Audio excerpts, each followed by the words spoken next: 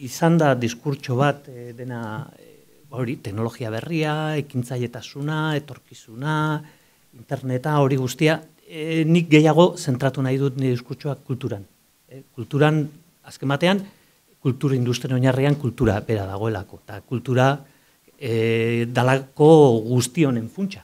Esango nuke, hori, Euskadiko kultura edukien sektorearen garapenak eta bilakaerak azken hamarkadetan ez diela erantzuten bertako ekonomiaren edo industriaren barneko dinamikari. Ez da funtsean berezko ekonomiaren dibertsifikazio edo espezializazio prozesuaren emaitza.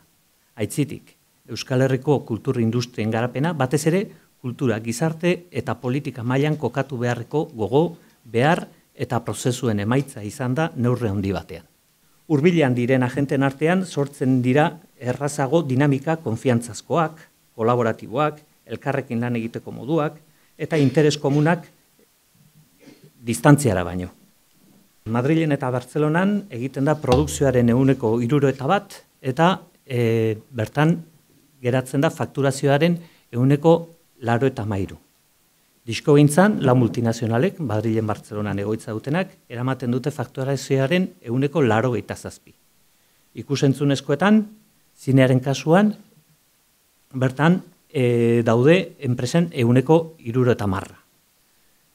Telebistan, egoitza guztiak daude Bartzelona eta Madrilen bitartean. Egitura honek sortzen ditu indar zentripeto ikaragarriak Bartzelona eta Madrilen inguruan. Karo, indar zentripeto horiei kontra egitea, aurre egitea oso zaila da periferiatik. Periferian gehiago ditugu indar zentrifugoak. Hau da, bertatik ihes egitera bultzatzen dutenak, bertako ekonomia egituratan. Nik ez dut uste, etorkizunean eta horren aurrean bakarrik egin behar dana dela denik hori merkatura egokitzea.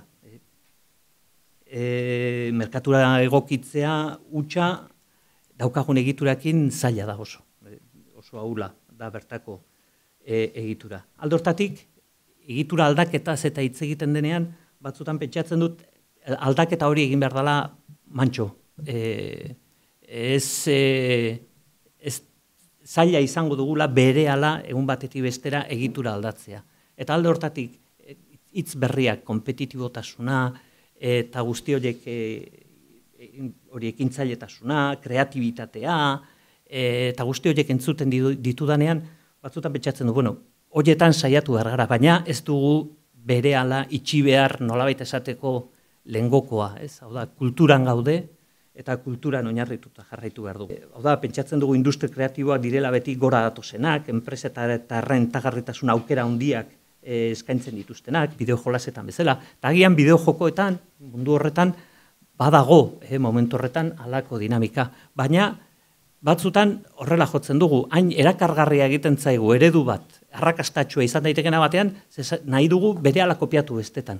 Eta igual ez da posible. Iruditzen zait, kultur industriek, kulturan oinarrituta, errekorrido luzea dutela, eta gainera, errekorrido handia izan behar dutela.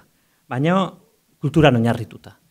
Kulturan, patxadaz atendituz, industria hauek, eta agian berriro ere, kulturaren balio transbertsaletan pentsatzen jarrita.